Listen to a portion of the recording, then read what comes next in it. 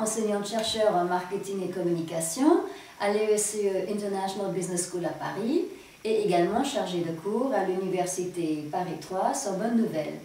Je viens de publier chez l'Harmattan un livre qui porte sur la communication visuelle dans le secteur bancaire européen, l'esthétique de la finance. Pourriez-vous brièvement esquisser l'idée d'origine de votre livre? L'ouvrage part du constat que la banque de détail, telle que nous la connaissons, est devenue, aux yeux de beaucoup de consommateurs, un phénomène obsolète. En effet, l'émergence des banques en ligne a profondément transformé le secteur bancaire.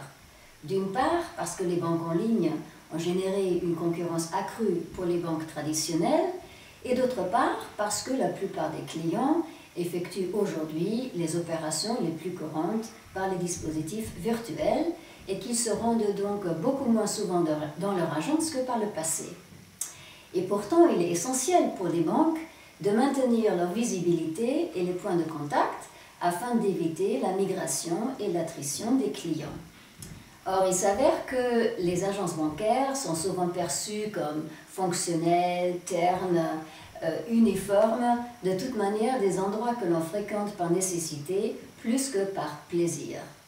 Le pari du nouveau marketing bancaire consiste donc à offrir aux clients, au-delà de la prestation des services financiers purement fonctionnels, une expérience affective humainement enrichissante. Quels sont précisément les éléments esthétiques qui permettent de capter les clients? Les éléments de l'esthétique de la finance retenus dans le livre concernent aussi bien l'architecture et le design que les collections d'art et les chartes graphiques du logo. Ce n'est pas la construction d'une véritable matrice visuelle idiosyncratique que les banques se forgent une identité forte tout en créant un positionnement différencié. Ces facteurs esthétiques font rarement l'objet d'études en marketing et pourtant ils devraient nécessairement être intégrés dans les plans de communication institutionnels.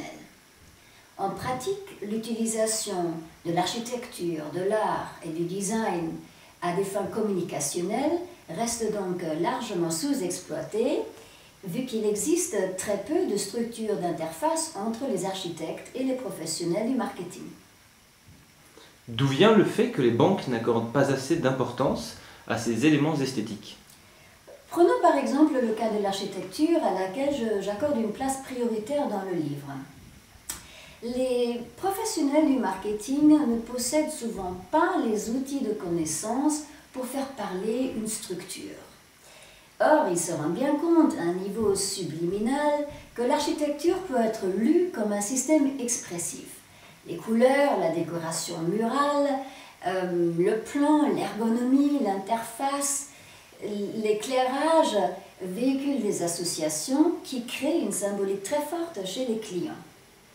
Une banque suisse qui siège dans un édifice en pierre construit dans le style historiciste des Beaux-Arts et qui est orné de colonnes doriques et de figures mythologiques évoque une personnalité institutionnelle bien distincte de celle d'une banque qui siège dans une tour postmoderne à La Défense.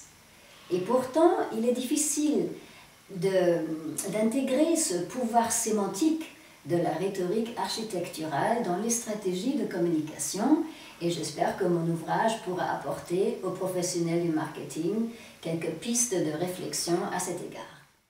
Concernant votre démarche méthodologique, comment avez-vous collecté les données auprès des banques? J'ai eu l'occasion d'effectuer des recherches sur le terrain auprès de 4 banques européennes, en France, en Allemagne, en Suisse et en Italie. Ces banques partagent le fait qu'elles possèdent des collections d'art parmi les plus prestigieuses des collections privées et elles partagent également l'importance qu'elles accordent à leurs dispositifs esthétiques. Certaines d'entre elles ont lancé des projets pilotes dans le domaine du marketing expérientiel où la composante esthétique joue un rôle critique. Ces 4 banques ont élaboré une véritable esthétique plutocratique visant à offrir à leurs clients une expérience sensorielle et un sentiment de bien-être inexistant dans des agences bancaires traditionnelles. À Berlin, par exemple, dans l'enceinte de l'agence bancaire, vous trouvez un énorme espace lounge avec un écran plasma, une aire de jeu pour enfants, accès gratuit évidemment à Internet, des objets de design mis en vente, des salles de conseil décorées selon le goût du public cible, des produits financiers packagés dans des petites boîtes et vendus à 10 €, des démonstrations de nouveaux produits comme par exemple de cuisine moléculaire, etc. Donc c'est un espace animé et multifonctionnel qui n'a plus rien à voir avec une agence traditionnelle. Il s'y tient également des conférences ouvertes au public et donc le temps moyen passé dans cet espace est d'une demi-heure alors qu'on passe en moyenne 5 minutes dans une agence traditionnelle en Allemagne. Par cette esthétisation de l'espace, la banque a donc réussi à recréer un lien de confiance avec un public urbain, mobile et exigeant, et qui plus est, elle enregistre le taux d'ouverture de compte le plus élevé de toutes les agences de cette banque en Allemagne. Donc il faudrait profondément revisiter et réinventer le concept de la banque en dur, et j'estime que cette adaptabilité à un nouvel environnement constitue un facteur concurrentiel essentiel à l'avenir. Quelles devraient être, selon vous, les priorités en matière de marketing pour la banque du futur?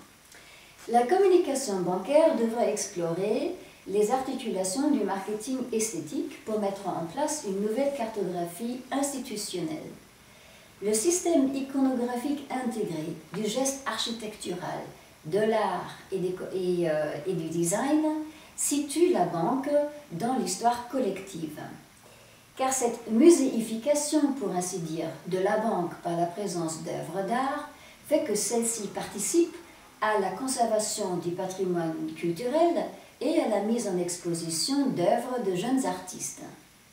Le capital symbolique ainsi acquis sert à mettre en avant, sur le plan déontologique, l'image d'une institution socialement responsable, transformant le capital de la culture en une nouvelle culture du capital.